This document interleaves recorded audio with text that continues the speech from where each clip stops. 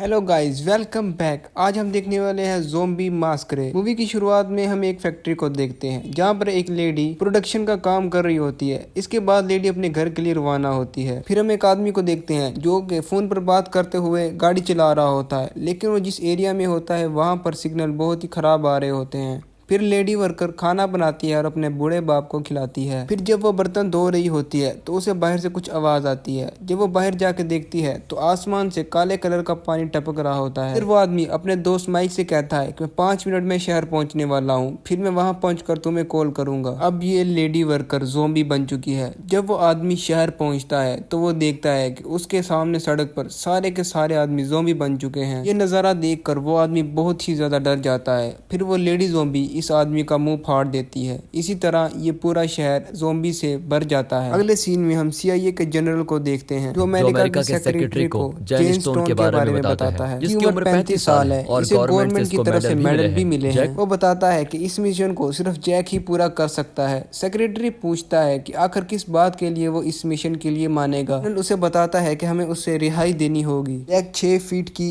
एक जेल में बंद है। वो अपनी उम्र कैद की सजा काट रहा है। दरअसल उसने एक आदमी की हत्या की होती है। जैक की एक 7 साल की बेटी है जिससे वो जेल जाने के बाद दोबारा कभी नहीं मिला। सेक्रेटरी पूछता है कि तुम्हें जैक पर भरोसा भी है कि वो मिशन अंजाम दे सकता है। जनरल बोलता है कि वो रोमानिया जाकर खुद इस मिशन को कंट्रोल करेंगे। सब कुछ प्लान के मुताबिक ही होगा और एक्सप्लोजन इतना भारी होगा कि लैब में सारे के सारे सबूत ही मिट जाएंगे। जनरल जैक की टीम को इंट्रोड्यूस करवाते हैं जिसमें जॉन मैकडॉग शामिल है जो कि फायर एक्सप्लोजन का मास्टर होता है। जॉन पेंसिल शार्पनर और शीशे की मदद से जानलेवा हथियार बना सकता है। उनने ही 1997 में कांग्रेस पैलेस को बम से उड़ाया था जिसमें 50 से भी ज्यादा लोग मारे गए। दूसरा मेंबर ड्रैगन एलिक है जो कि स्नाइपर का मास्टर होता है। उसने उसाबा के युद्ध में 300 सैनिकों को एक ही जगह से मार डाला था। वो 1 मील दूर से किसी को भी चाहे तो मार सकता है। की टीम में एक क्लोज रेंज फाइटर भी है जिसका नाम एडिन सुजुका है। हमारे लोगों के पास बारूद बहुत ही कम होगा तो 1v1 की फाइट में इसको कोई भी नहीं हरा सकता। ये लोग पैसे के लिए कुछ भी कर सकते हैं। जनरल इनके अकाउंट में $2 मिलियन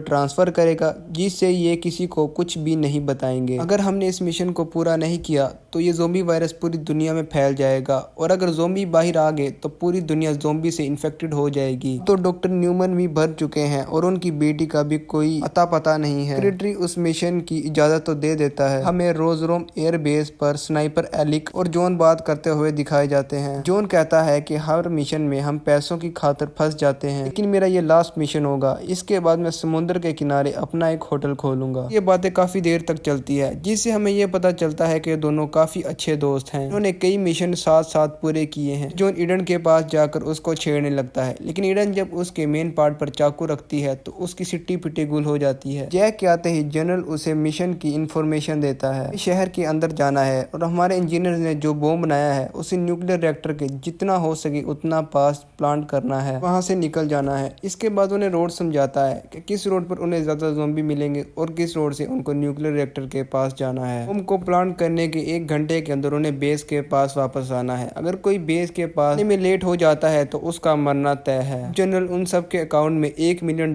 डालता है और बाकी $1 मिलियन काम पूरा होने के बाद जनरल जैक को पर्सनल में समझाता है ये बॉम्ब ब्लास्ट एक एक्सीडेंट लगना चाहिए जिससे पावर प्लांट फट जाएगा और रोजनो के सारे लोग वहीं पर मर जाएंगे। मिशन के बारे में अमेरिका के अलावा रोजनो के लोगों को बिल्कुल भी पता नहीं चलना चाहिए। उससे वादा करता है कि काम पूरा होने के बाद उसके सारे रिकॉर्ड्स और फाइल को जला दिया जाएगा। फिर जैक एक चेक पोस्ट को पार करके रोजनो में एंटर करता है। एली उससे कहता है कि मुझे समझ नहीं आती हमें किससे बचना है और किसको मारना है, इंसान है या फिर कुछ और। रास्ते में उनको ज़ोंबीज की डेड बॉडीज मिलती हैं जिन्हें कौवे नोचकर खा रहे होते हैं। जॉन मिशन के चीफ जैक से पूछता है कि आप दिखने में तो अच्छे इंसान लगते हैं, फिर आपकी क्या मजबूरी थी कि आपको यहाँ आना पड़ा। जैक बताता है कि इसके बाद मेरे सारे रिकॉर्ड को मिटा दिया जाएगा। ये लोग न्यूक्लियर पावर प्लांट के ऊपर पहुंच जाते हैं। जैक कहता है यहाँ कुछ तो गड़बड़ है, यहाँ पर तो पिन ड्रॉप साइलेंस है। जैक उसे गेट खोलने के लिए एक्सप्लोजन का इस्तेमाल करने के लिए कहता है, लेकिन जॉन को वहां एक सिक्योरिटी गार्ड से दरवाजे की मिल जाती है और वो लोग दरवाजा खोलकर अंदर चले जाते हैं। कहता है कि बॉम्ब को आखिरी समय तक बचाना ही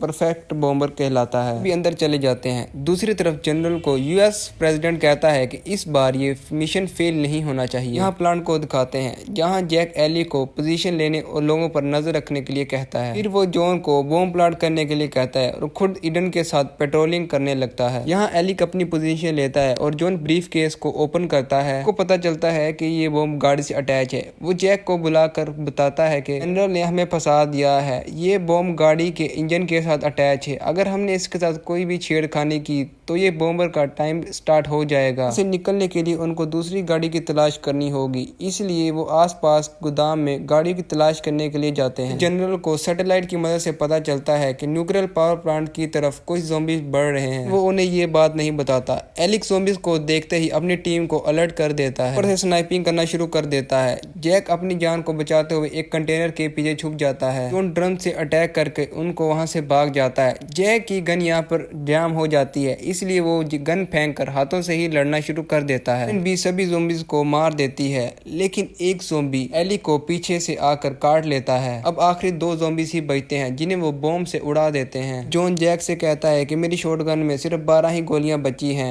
फिर वहां पर इन आता है जो कि अब धीरे धीरे से ज़ॉम्बीज बनना शुरू हो चुका है। एलिक उसे अपने सर पर गोली मारने के लिए कहता है। जैक को ना चाहते हुए भी उसको गोली मारनी ही पड़ती है। बेस्ट फ्रेंड को मारकर जॉन बहुत ही ज्यादा उदास हो जाता है। जैक उससे कहता है कि उदास होने का वक्त बिल्कुल नहीं है, बॉम्ब फटने से पहले यहाँ से निकलकर कार्टर से बदला लेना है। इसके बाद तीनों न्यूक्लियर पावर प्लांट से निकल जाते हैं। मैं जॉन कहता है कि अगर मैं यहाँ से बच गया तो कार्टर को तो मैं अपने हाथों से ही मारूंगा। यहाँ कार्टर सीसीटीवी फुटेज से देखता है कि उसके सोल्जर शहर में इंटर कर चुके हैं। एक ऑफिसर कार्टर को बताता है कि हेलीकॉप्टर के ब्लेड्स में कोई खराबी आ गई है। मैकेनिक है भी नहीं। पायलट उसको ठीक करने की पूरी कोशिश कर रहा है, लेकिन उसमें थोड़ा टाइम लगेगा। हमें कार्टर का प्लान पता चलता है, जहां वो इन दोनों को मरने के लिए छोड़कर खुद यहां से भागना चाहता था। तीनों को एक गाड़ी मिलती है जिसका ड्राइवर पास ही मरा पड़ा होता है। फिर ये तीनों गाड़ी लेकर यहाँ से निकल जाते हैं। बताता है कि आगे हमें इतने ज्यादा ज़ॉम्बीज मिलेंगे कि उनके सामने हमारी गोली बारूद भी कम पड़ जाएंगे। कहती है मुझे तो गोलियों की जरूरत है ही नहीं। शहर में थोड़ा आगे जाते ही उन्हें एक रोड पर बहुत ज्यादा ज़ॉम्बीज देखने को मिलते हैं। वो गन से मार रहे होते हैं। जाते समय ईडन उसको एक लकड़ी का देती है जिससे वो एक छोटी ज़ॉम्बी बच्ची का सर ही उड़ा देता है। वो लोग रोजनो पुलिस स्टेशन पर कुछ गोली बारूद लेने के लिए जाते हैं। वहाँ पर भी उन्हें कुछ ज़ॉम्बीज मिलते हैं। इसे बचते हुए वो जल्दी से दरवाजा बंद कर देते हैं। फिर तीनों अलग अलग जाकर गोलियां ढूंढना शुरू करते हैं। तो थोड़ी गोलियां भी मिलती हैं और उसे जेल में बंद एक लड़की समांथा न्यूमैन भी मिलती है जो कि डॉक्टर की बेटी थी। डॉक्टर न्यूमैन गवर्नमेंट के लिए प्रोजेक्ट काई पर काम कर रहे होते हैं। उन्हें ही बायोलॉजिकल वेपन बनाया था। उसे फ्री करता है, तभी जॉन और ईडन भी वहां पर आ जाते हैं। अंता के पूछने पर जैक बताता है कि हम यहाँ बहुत ही बुरी तरीके से फंस चुके हैं। अपनी जान बचाने के लिए हमें यहाँ से 300 मील दूर जाना होगा, नहीं तो हमारी हालत हिरोशिमा के लोगों जैसी हो जाएगी। स्टेशन के दरवाजे पर बहुत ज्यादा ज़ॉम्बीज इकट्ठे हो जाते हैं, इसलिए सभी लोग रूफ टॉप पर चले जाते हैं। जनरल स्टेशन के कैमरास में समांता को देखता है और सेक्रेटरी को बदलाने का हुक्म देता है। जैक समांता को गोली चलाना सिखाता है और फिर दोनों ज़ॉम्बीज को मारना शुरू कर देते हैं। फिर ईडन और जॉन दूसरी तरफ से फायरिंग कर रहे होते हैं। कहती है कि उसे क्लब में लड़ाई करने के लिए जेल में डाल दिया गया। फिर जैक उसे अपना इंट्रोडक्शन देता है कि हमने इस वायरस को खत्म करने के लिए न्यूक्लियर बॉम्ब को प्लांट किया है जो कि 30 मिनट में ब्लास्ट होने वाला है। समांता कहती है ये कोई वायरस नहीं है, माइक्रोबायोटिक पोर्शन है जिसको मेरे डैड ने लैब में बनाया था,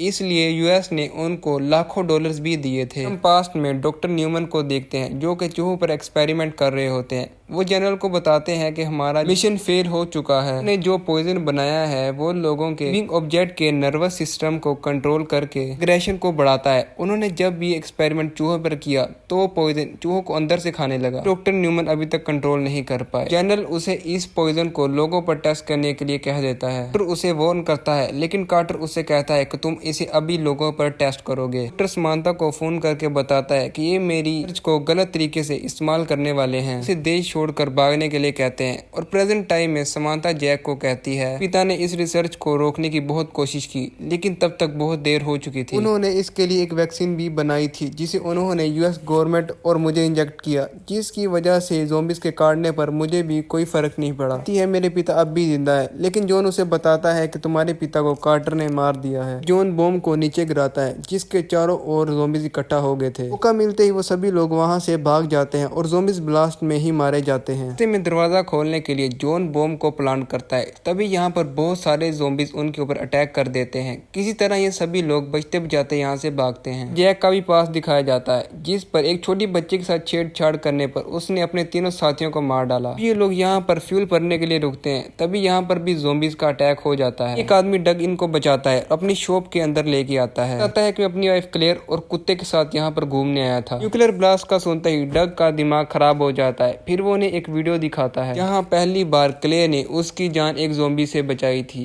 सभी लोग ये मूवी देख रहे होते हैं, तभी यहाँ पर क्लेयर को पीछे से एक ज़ॉम्बी काट लेता है। इसलिए क्लेयर खुद को मार देती है ताकि किसी को कोई नुकसान ना मिले। यहाँ से बाहर निकलने के लिए जॉन और ईडन ज़ॉम्बीज का ध्यान अपनी तरफ भटकाते हैं। बाकी सभी लोग भागकर वैगन के अंदर बैठ जाते हैं। इस जॉन को पकड़ लेते हैं, लेकिन जॉन इस पूरे पेट्रोल पंप को ही उड़ा देता है। फिर कार्टर समांता को पकड़ने और बाकी सभी को मारने का ऑर्डर दे देता है, लेकिन इनका हेलीकॉप्टर अभी भी ठीक नहीं हुआ था। जैक और बाकी सभी लोग वहाँ पर पहुँचते हैं तो वहाँ पर कार्टर मौजूद होता है। हाँ, वो जैक की बेटी क्रिस्टन को भी अपने साथ लाया होता है। वो जैक की बेटी के लिए समांता को मांगता है, क्योंकि समांता के खून में इस वायरस की वैक्सीन है। जैसे ही समांता उसके पास जाती है, तभी यहाँ पर एक मॉन्स्टर ज़ॉम्बी आता है। जैक और डग एक वेयर हाउस के अंदर आते हैं। उनके पीछे 2 सिक्योरिटी गार्ड्स भी आते हैं, जिन्हें वो दोनों पकड़कर वहीं मार देते हैं। फिर जैक क्रिस्टन को लेकर हेलीकॉप्टर वाली जगह पर जाता है और यहाँ पर मॉन्स्टर ज़ॉम्बी को बहुत ही बुरी तरीके से मार डालता है। ज़ॉम्बी इन सब पर भी हमला कर देता है, लेकिन ज़ॉम्बी को मारने के लिए ये लोग काफी नहीं है। यहाँ पर ईडन भी आ जाती है। वो दोनों मॉन्स्टर ज़ॉम्बी को अकेले नहीं हरा सकते।